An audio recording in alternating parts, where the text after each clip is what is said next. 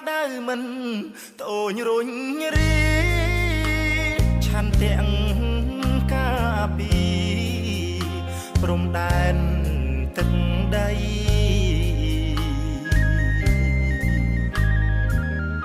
មិនខ្លាចនឿយហត់មិន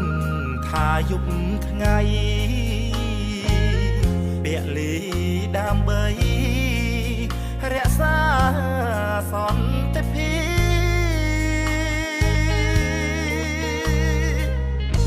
រែកពុនរឿងជាតិឆ្ងាយក្រពុនកូនទោះបីត្រូវសូន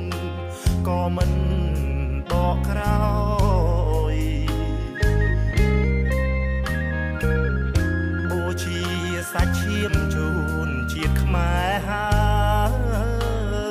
យប្រពន្ធបងអើយអូនកុំតូចចិត្ត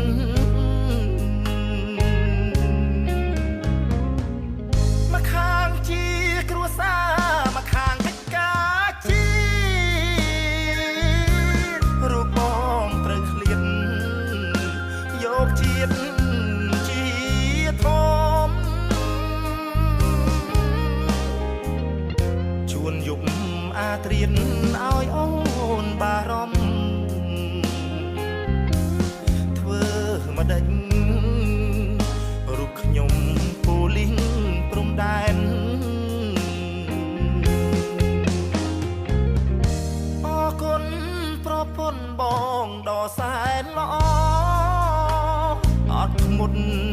មាត់ក៏យល់ដល់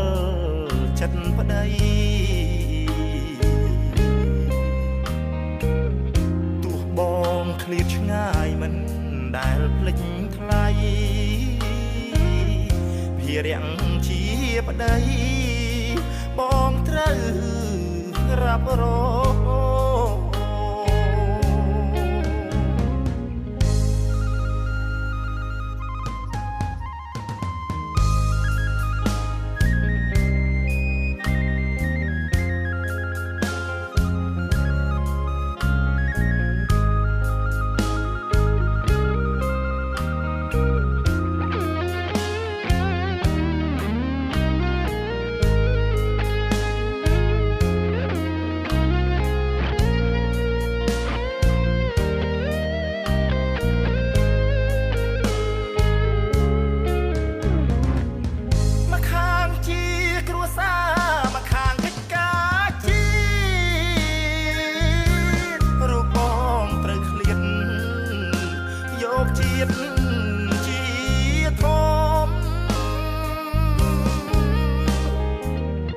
ជួនយប់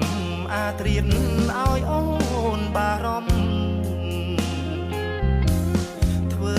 មកដេញរូបខ្ញុំពូលីងព្រំដែនអរគុណប្រពន្ធបងដ៏សែនល្អអត់ធ្មត់មាត់ក៏យល់ដល់ចិត្តប្តី